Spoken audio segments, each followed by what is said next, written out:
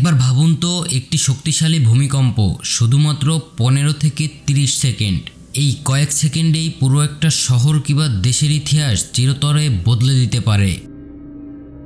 বাংলাদেশ, হ্যাঁ, আমাদের দেশই আজ দাঁড়িয়ে আছে এমন এক ভয়ঙ্কর ভূমিকম্পের দরজায়, যেটা একবার বাস্তবায়ন হলে ঢাকা, চট্টগ্রাম, সিলেট সহ আরও কয়েকটি শহর কোনোটিই আর আগের মতো থাকবে না। বিশ্বের সাম্প্রতিক ভূমিকম্পগুলোর দিকে তাকালে আপনি বুঝতে পারবেন একটা মাত্র ঝাঁকুনিতে কেমনভাবে পুরো একটা দেশের ইতিহাস বদলে যেতে পারে। আর সেখানে বিজ্ঞানীরাই বলেছেন বাংলাদেশ ইজ নেক্সট। কেন বাংলাদেশ এক্সট্রিম ডেঞ্জারের মধ্যে রয়েছে? এই মুহূর্তে বাংলাদেশ 3টি অ্যাক্টিভ ফল্ট লাইনের উপরে দাঁড়িয়ে আছে, যার 1 নম্বর ডাউকি ফল্ট, ভারতের মেঘালয় প্যালেটের পাশে অবস্থিত। নাম্বার 2 প্যালেট বাউন্ডারি ফল্ট, মানে PBF, India plate and Burma প্যালেটের সংঘর্ষ এলাকা। এবং নাম্বার 3 সাবডাকশন মেগাথ্রাশ জোন, বিশ্বের সবচেয়ে বিপজ্জনক ভৌতিক সীমার একটি। USGS বুয়েটের আন্তর্জাতিক গবেষণার মতে এখানকার ফল্ট লাইনগুলোতে 400 বছরের বেশি সময় ধরে এনার্জি জমা হচ্ছে। মানে আমরা এখন এমন এক অবস্থায় আছি যেখানে 7.5 থেকে 8.5 মাত্রার ভূমিকম্প হতে পারে যে কোনো সময়। আর সবচেয়ে ভয়ঙ্কর তথ্য হলো এই মুহূর্তে Dhaka is one of the most danger city, কারণ এই শহরটা তৈরি হয়েছে নরম অলিউভিয়াল মাটির উপর, যা ভূমিকম্পের ঢেউকে বাড়িয়ে তোলে 3 থেকে 5 গুণ বেশি। চলুন জেনে নেই এই ভূমিকম্প বাস্তবায়ন হলে বাংলাদেশ কি কি ক্ষতির সম্মুখীন হতে পারে। বুয়েটের গবেষণা বলে যদি মাত্র 7 মাত্রার ভূমিকম্প ঢাকা শহরে আঘাত করে, এতে প্রায় 70,000 প্লাস বিল্ডিং ক্ষতিগ্রস্ত হতে পারে, এমনকি 3 থেকে 8,000 বিল্ডিং পুরোপুরি ধসে পড়তে পারে।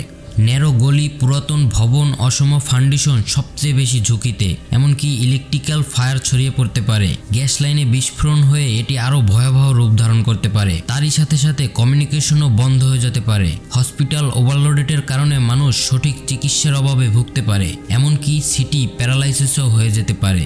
একটা 30 সেকেন্ডের ভূমিকম্প আমাদের 30 বছরের উন্নয়নকে পিছিয়ে দিতে পারে।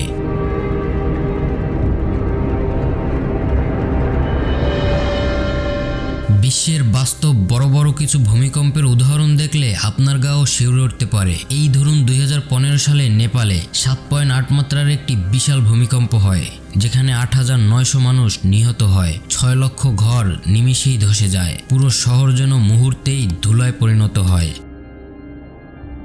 তারপরে মনে করিয়ে দিই 2023 সালের তুর্কি সিরিয়ার ভূমিকম্পের কথা। এখানে 7.8 প্লাস 7.5 পরপর 2টি বড় বড় ভূমিকম্প হয়, যা ছিল এখানকার মানুষের এক প্রকার দুঃস্বপ্ন। এই ভূমিকম্পে 50,000-এরও বেশি মানুষ মারা যায়, এমনকি 1.5 কোটি মানুষ গৃহহীন হয়ে পড়ে। পুরো শহরের ব্লক মাটিতে মিশে যায়, কয়েক হাজার বিল্ডিং 10 সেকেন্ডেই ভেঙে পড়ে এবং তা নিমিষেই মাটির সঙ্গে মিশে যায়। কোল্ড ওয়েদারের কারণে হাজার মানুষ ধ্বংসস্তূপে আটকা পড়ে মারা যায়, এমনকি ইকোনমিক লস প্রায় $100 বিলিয়ন বেশি। বাংলাদেশে বিল্ডিং কোড না মানা ভবনের সংখ্যা যদি আপনি মনে রাখেন, এই ঘটনার ভয়াবহতা আপনাকেও কাঁপিয়ে তুলবে। তারপরে আসি 2011 সালে জাপানে ঘটে যাওয়া সবথেকে শক্তিশালী ভূমিকম্পের দিকে। এ সময় জাপানে 9.1 মাত্রার বিশাল এক শক্তিশালী ভূমিকম্প হয় এবং এটি জাপানের সবচেয়ে শক্তিশালী ভূমিকম্প। এই ভূমিকম্পটি আরও ভয়ঙ্কর হওয়ার কারণ ছিল টি সুনামি। জাপানে 2011 সালে ভূমিকম্প প্লাস টি সুনামি হয়। ভূমিকম্প এবং টি সুনামি এই দুটি মিলে এটি আরও বেশি শক্তিশালী এবং আরও ভয়ঙ্কর হয়ে ওঠে। এই ভূমিকম্পে 15,000-এরও বেশি মানুষ মারা যায়, এমনকি 4,500 প্লাস বিল্ডিং ধসে পড়ে। তারই সাথে সাথে 12 লক্ষ ঘর ক্ষতিগ্রস্ত হয়, এমনকি টি সুনামির কারণে পুরো শহরকে ভাসিয়ে নিয়ে যায়। ইকোনমিক ড্যামেজ প্রায় $300 বিলিয়ন বেশি। পৃথিবীর ইতিহাসের সবচেয়ে ব্যয়বহুল বিপর্যয়। আপনাদেরকে জানিয়ে রাখি, জাপান পৃথিবীর সবথেকে শক্তিশালী বিল্ডিং কোড ফলো করে বিল্ডিং তৈরি করে। তাহলে একবার ভাবুন তো, এত শক্তিশালী বিল্ডিং কোড মানার পরেও যদি জাপানে ক্ষতিগ্রস্ত হয় এই পরিমাণ, তাহলে বাংলাদেশের পরিণতি কি হতে পারে?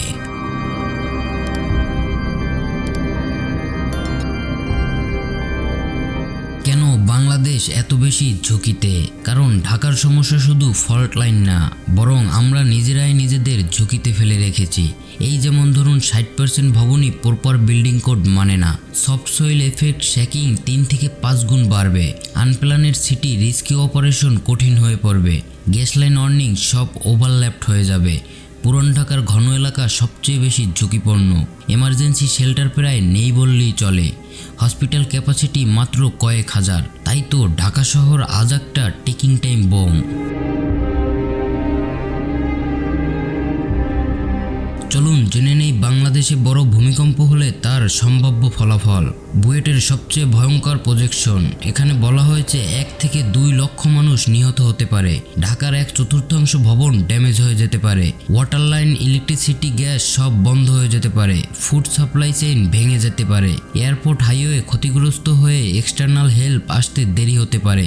ইকোনমিক লস হতে পারে 20 থেকে 25 বিলিয়ন ডলারেরও বেশি। এটা শুধু বিজ্ঞানের ভাষা নয়, হয়তো এটাই আমাদের ভবিষ্যৎ।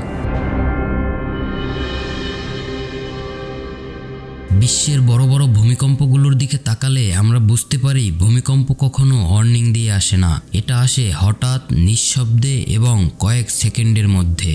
আজ বাংলাদেশ যেই ফল্ট লাইনের উপর বসে আছে, এটা শুধু ভূতাত্ত্বিক তথ্য না, এটা একটা সাইলেন্ট কাউন্টডাউন। আমরা কি প্রস্তুত? আমাদের বিল্ডিং, আমাদের শহর, আমাদের মানুষ একটা 7 থেকে 8 মাত্রার ভূমিকম্পের সামনে দাঁড়াতে পারবে? আপনার কি মনে হয়? কমেন্টে জানাতে পারেন আপনার মতামত।